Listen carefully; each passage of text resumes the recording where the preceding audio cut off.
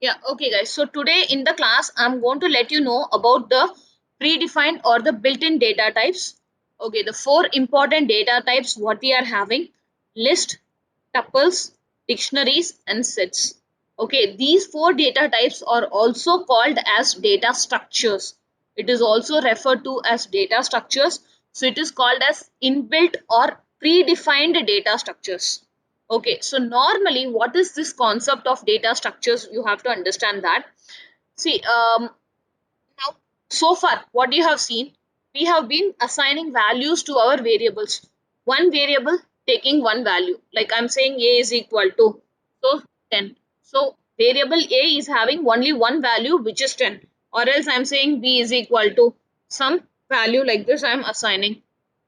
So this B is a variable which is going to hold this value called as Java inside that. So like that, we have been using a variable assigning one particular value for that variable. So now what we are going to see is under one single variable, how to store multiple values. That is the concept of your collections. So under a single variable, how to store multiple values? What are the different types that is available? So that is what we are going to be seeing all these four types. So all these four types are known as built-in data structures. They are also called as collections. So the reason why we call it as a collection is each and everything is going to store multiple values inside it. Say for example, okay, so let us take an example. So first type I said it is a list. So what are the things that you need to know with regards to the list? I'll just tell you that. So lists are created using the square brackets. So list is created using the square brackets and each and every value inside the list is separated using a comma. Say for example, I am giving the name of the variable as x. So x is equal to. So within the square brackets as a comma separated values. So I'm just going to give some random values. It can be any data type.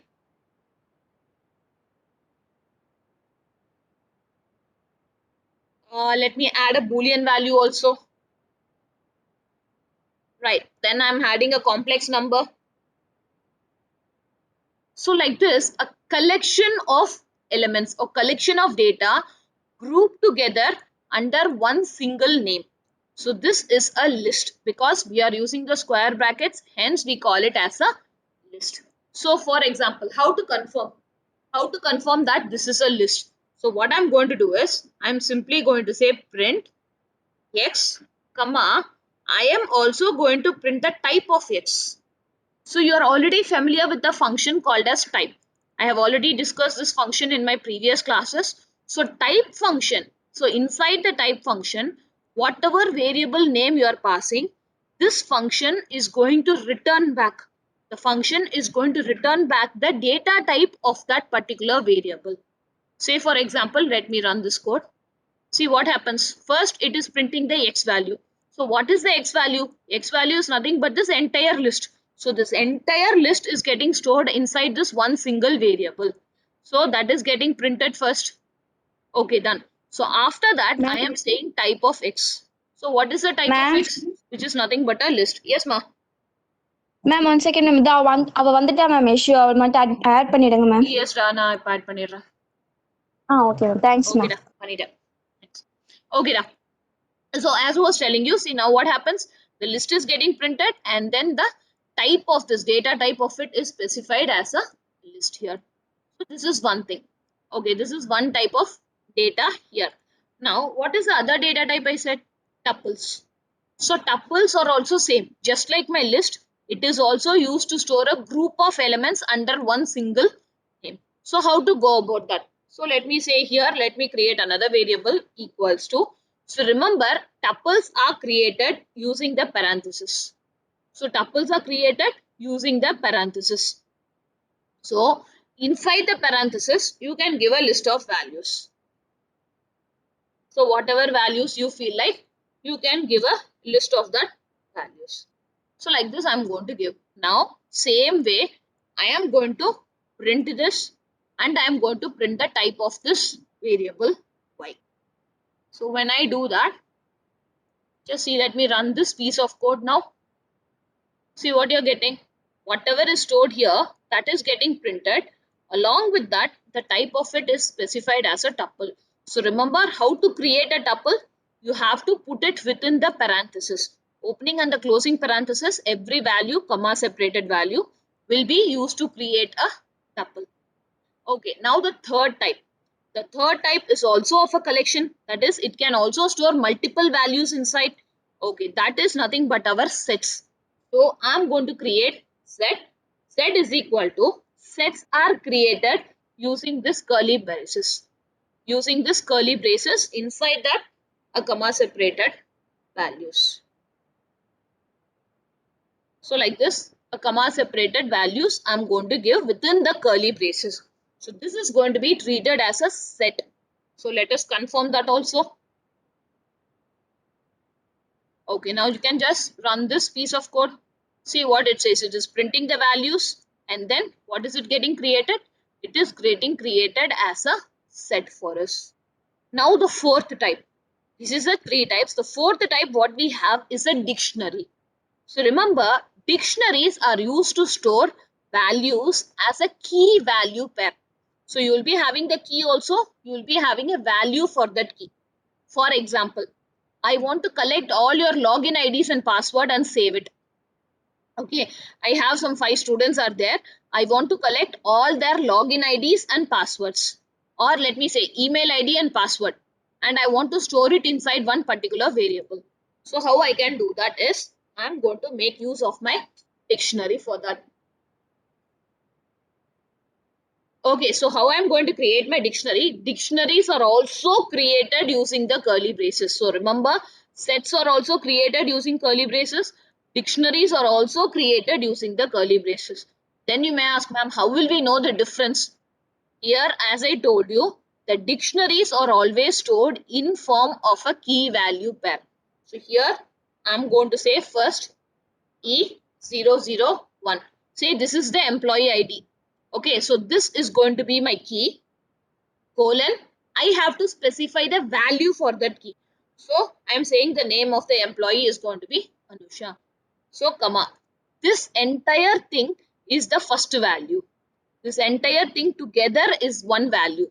So I have a key, I have a value for that particular key. So like that, let us go for the next one. So I'm going to say E002. This is the next one. So colon, key, colon, I have to specify the value for it.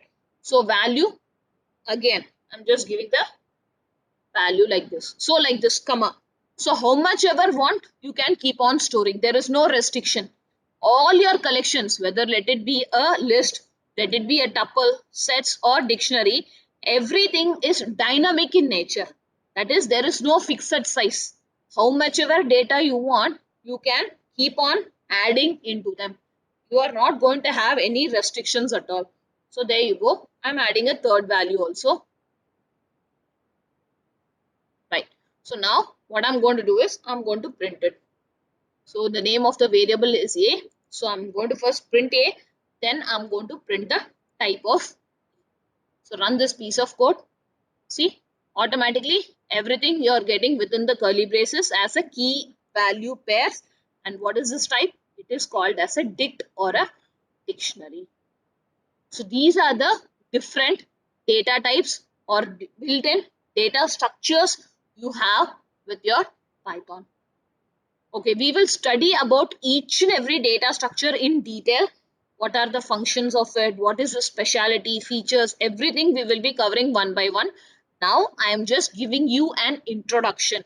Okay, so I have a list which I will be creating using the square brackets. I have a tuple which I will be creating using the parenthesis. I have a set which is created using the flower braces or the curly braces. And then I have a dictionary which is also created using the curly braces. But the difference is, inside a dictionary, I will be having a key, colon, value. These both together form one set of data. So like this, I can store n number of datas inside it. So these are the 4 types that you should be aware of. Right. So now I want to talk to you guys about something very important. In Python, all your data types can be classified into two categories. How many ever data types are there, I can classify all these data types into two categories. One, I call it as a mutable type. Okay, and the second one, I call it as an immutable type. So these are the two types of data that are available. All the data types we have seen so far will come in either this or this category only. Okay, now let us try to understand what do you mean by this term mutable. Mutable means anything that can be modified. So any value that can be modified. So once I am creating, I'm going to create a, I'm going to create a data type. I'm going to create a variable. After that, I am going to change the values. I'm going to add new elements to it, or I'm going to delete some elements from it. So anything that accepts these changes, anything that can be modified is what we call as mutable data type, and which cannot be modified. So it cannot be modified means we call it as an immutable type. So cannot be modified, it comes under the immutable category. So understand one thing, all your data types, all your fundamental data types are under the mutable category. Okay, sorry, under the immutable category. Mutable category, you will have list, sets, and dictionary. Okay, list, sets, and dictionaries. So these are the mutable data types what you are having. The rest of it all comes under the immutable category. Your integer, your strings, your float, your boolean, your complex, all these things falls under the immutable category. Tuples, everything is immutable data type. Only your list, sets, and dictionaries are mutable. Okay, now let us take it to the next level. Let us try to understand this a little bit better. So what I'm going to do is, I'm going to take a small example. So I'm going to take a variable now. So I'm saying a equals to 10. I'm taking a variable a for which I'm assigning the value as 10.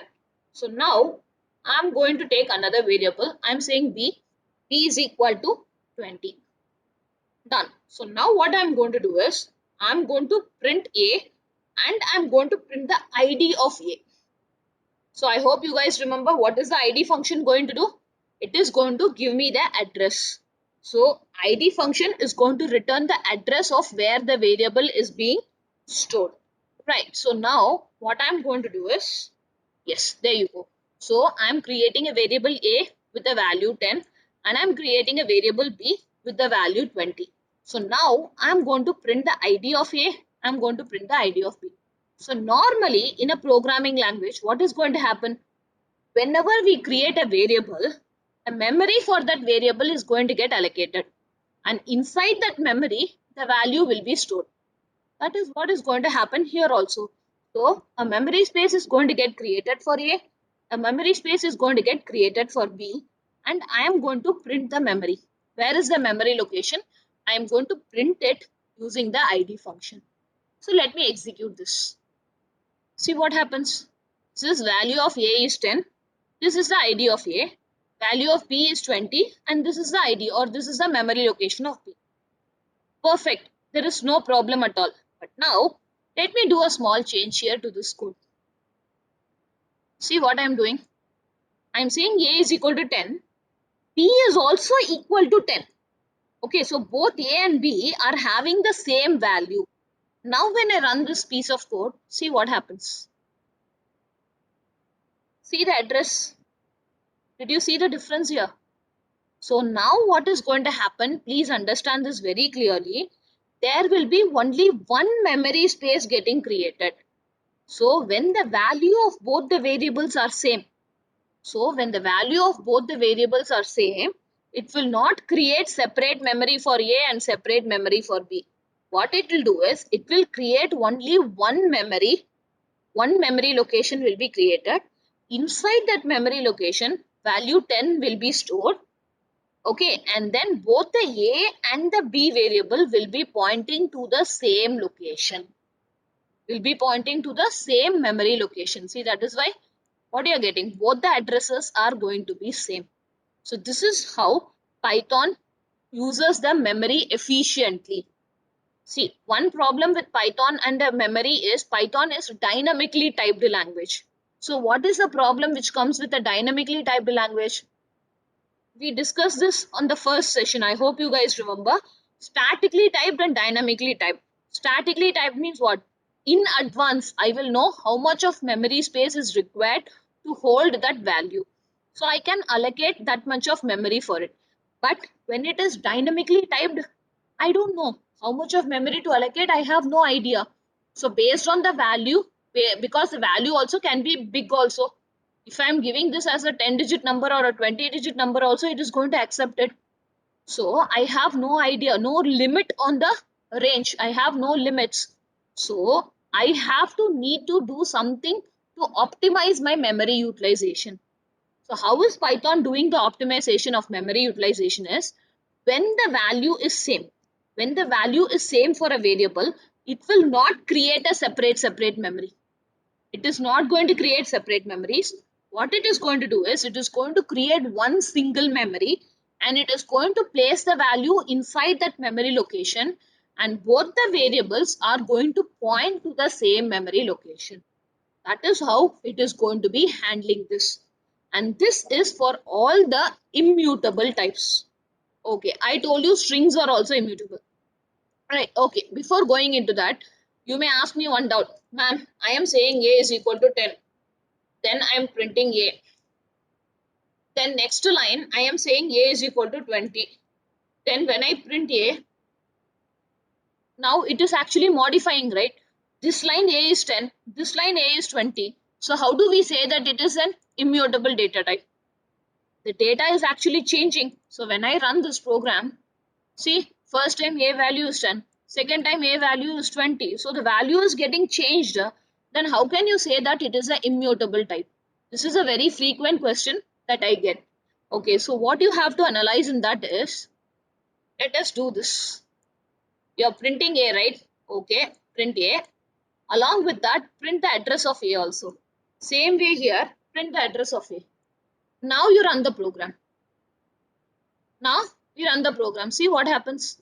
First time when A is having the value as 10, a different memory location is getting created for this. Same time when I change the A value as 20, see what happens. Is it changing in the same memory? No. Actually what happens? It is creating another memory location for it.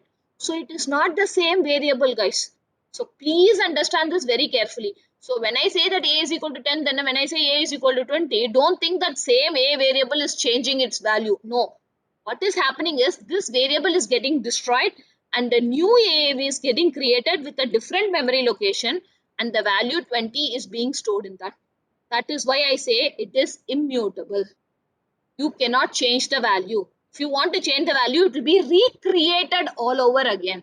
It is going to be created all over again. Now, when I discussed about mutable, what did I say? List. List is mutable. That is, in list, values can be modified. Let us try to understand. Let us try to understand that also in a very simple manner. I am saying L. L is equal to, that is my list. I am saying 10, 20, 30. Okay, this is the value I'm storing. Then I am saying print L. Okay, then I'm saying ID of L. I'm printing the L value, then I'm printing the ID of L. Let me run this. Okay, so this is my list. This is the address where my list is being stored. Okay, now what I'm going to do is I am saying L of. Okay, so I'm saying, see, this is going to get stored in form of indexes, like what we see in our C language, arrays, index based. So same way, this is also going to store based on the index. So 10 will be in 0 index position, 20 will be in index 1, 30 will be in index 2. Now, when I say L of 1, so what do I mean by L of 1? This is 0, this is 1. So L of 1 means I am pointing to this 20. So here I am saying L of 1 is equal to Python. So what I am doing, I am modifying the value at index position 1. Previously, index position 1 had the value as 20. Now I am changing that value from 20. I am replacing that value with Python. Okay, from 20, I am replacing the value with Python. So after replacing, again, I am printing. I am printing L and I am printing the ID of L. Now let us run this. See what happens. This is the first time when I created the list. It is 10, 20, 30 and this is the address.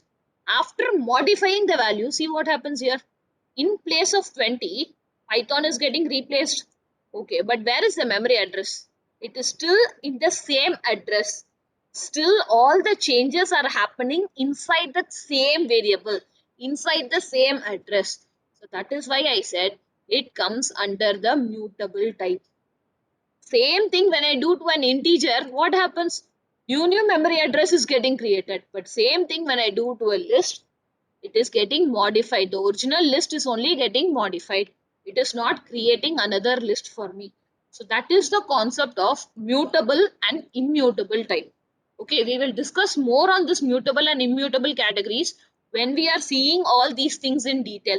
When we are seeing about the list, sets, tuples and all in detail, we will be seeing more on this concept, but this is the basic idea what you have to understand.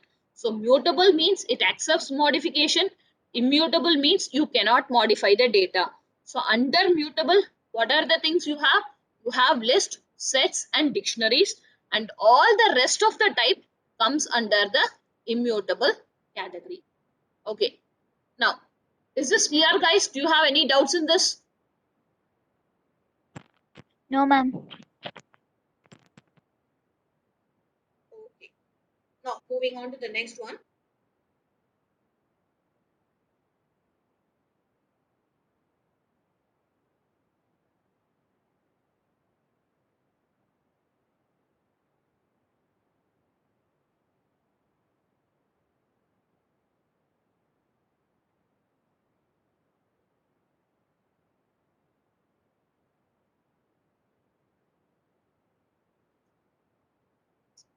Yes. Okay, guys.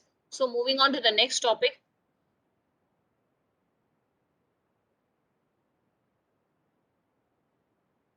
Yes, I have discussed these points to you.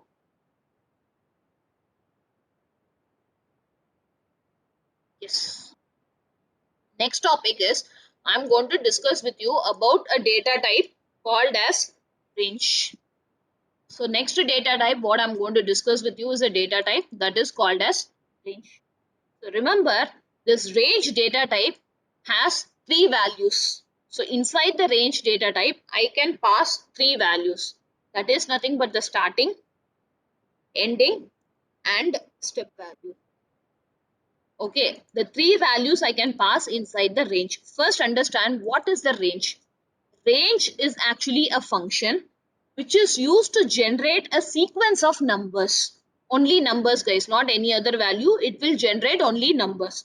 So I want to create a sequence of numbers. I want to generate one sequence of numbers. Say for example, I want to generate numbers from 1 to 100. So it is very difficult for me to write a list. I'm saying x is equal to within the square brackets 1, comma 2, comma 3, comma 4 up to 100. Practically, it is not possible. It is very difficult. Or let me say, I want to create a list. I want to create a list of even numbers from say even numbers from 0 to 50. So how will I create a list? I will say x is equal to within the square bracket. So even numbers means what? 2, 4, 6, 8, 10, 12. Like this, I have to keep on writing the numbers. It is very difficult and it is a waste of time also.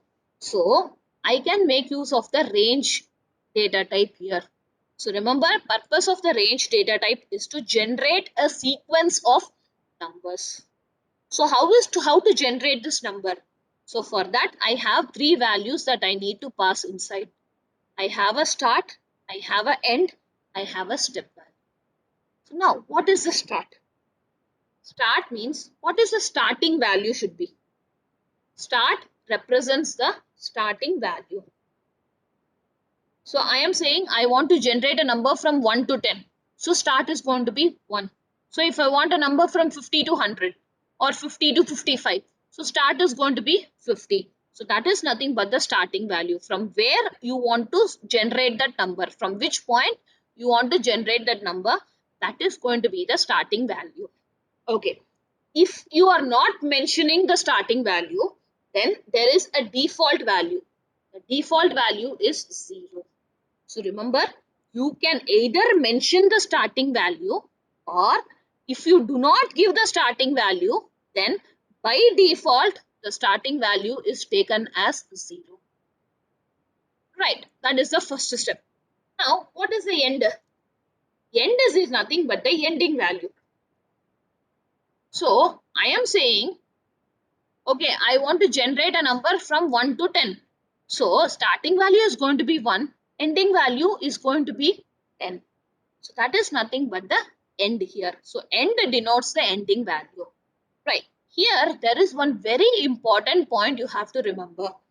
Whenever we talk about the end, okay, whenever we are discussing about the end, always remember end value is going to be taken as end minus 1. So that is always going to be the ending value. Suppose here, if you are giving the end value as 10, it will always take it as 10 minus 1, 9 only. If you are giving 11, then it will take 11 minus 1, 10 as the ending value. So always remember, whatever number you are mentioning here in this position for the end, it will always consider that value minus 1. That value minus 1 only it is going to consider. Okay, now I have the step value. What is the step here? What is the purpose of the step value? Okay, I say I am going to generate a sequence of number. I am mentioning a starting number. What is the next number going to be? How to decide the next number? The next number is always decided with the help of the step value. Okay, the step value is nothing but you can have an increment or a decrement value. Okay, purpose of the step is to find the next number in sequence. So what is the step value? It is to find the next number in sequence. That is the purpose of the step. Now, for example, how it is done is, so next number is equal to current number plus the step value. So always remember, this is how we are going to do it. How to find the next number? The next number is going to be the current number plus the step value is what your next number is going to be. Now, let us try to understand all these things with the help of an example. Right, I am saying range of 1, comma 6, comma 1. So now let us understand how this is going to work for me. How this is going to be working for me. So first, what is the starting value? 1. So 1. Now, how to find the next value? 1 is the starting value, done. What is going to be the next value? So what did I say the function is? Current number plus step. What is the current number? 1. 1 plus, what is the step value given? 1. So 1 plus 1, what it is going to give? Okay, now what is the next number going to be? Again, what is the current number? 2. 2 plus 1, which is nothing but my step value. So 2 plus 1, then 3 plus 1, 4. Then 4 plus 1, 5. And it will stop till 5. Why? Because here the end is given as 6. What did I tell? End is always taken as end minus 1. So if you are giving it as 6, then 6 minus 1, 5. So it will go only till 5. So this is the number that will get generated for us. Okay, that is the range function working. So to generate a sequence of numbers, I am going to make use of the range function. How to do it? This is the way of doing it. Okay. Now let us see some more examples of the range function.